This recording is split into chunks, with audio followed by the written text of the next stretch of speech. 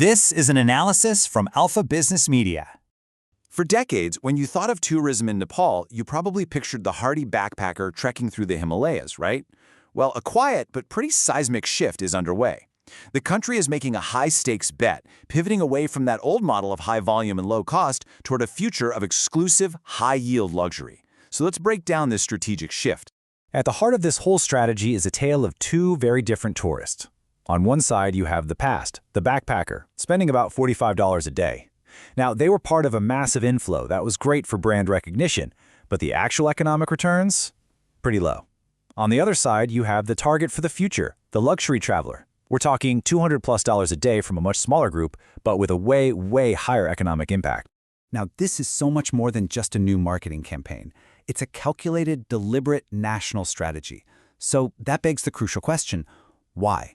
Why would Nepal abandon a model that literally put it on the global adventure map for what seems like a riskier, more exclusive approach? Well, the short answer is, it's a strategic necessity. That old high-volume model was really starting to show its limits. The returns were getting smaller and smaller, and the country's infrastructure was, to put it mildly, strained to the breaking point. And this is probably the most important point to understand. This shift isn't really a tourism strategy at its core.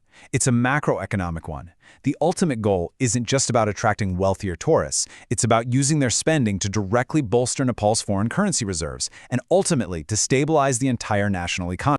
To really get why this matters so much, we have to look deeper than just that daily spending number. We need to follow the money and deconstruct the true journey of a tourist dollar once it actually enters Nepal. And that brings us to a really critical economic idea: import leakage. The best way to think of it is like a leaky bucket. A tourist comes and pours money into the Nepali economy, but a big chunk of it immediately leaks right back out to pay for imported goods. Everything from fancy trekking gear to specific food items. Okay, this table really gets to the core of the strategy.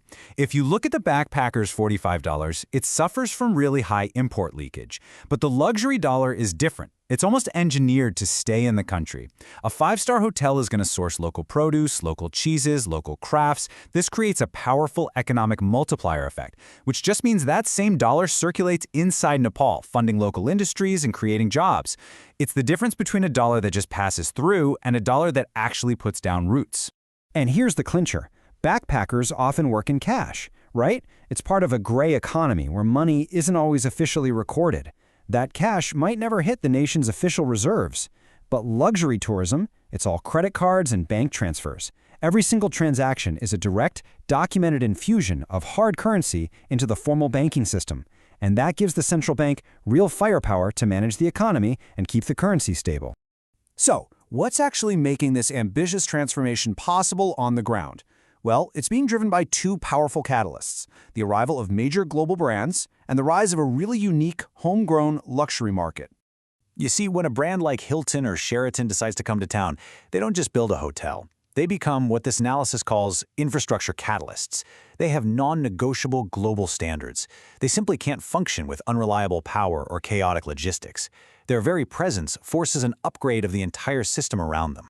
And this creates this amazing positive feedback loop. Let's just walk through it. First, a global brand arrives. Then it demands reliable infrastructure. This, in turn, makes it much easier to justify public investment in those upgrades. And the result of that? Well, better infrastructure attracts even more high-end brands and the premium airlines that serve them. It's a self-reinforcing cycle of development. The second catalyst is, I think, even more fascinating. It's the emergence of ultra-luxury glamping, that's glamorous camping, in these remote, almost mythical places like Mustang. Now, this isn't just about offering a unique hotel experience. It is a very calculated marketing move, a deliberate tool to completely rebrand the country's image on the world stage.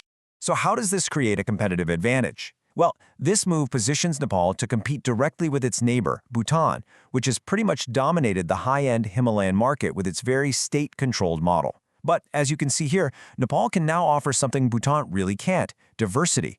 A tourist can combine a classic, rugged trek with a week of world-class exclusive luxury. It's the best of both worlds.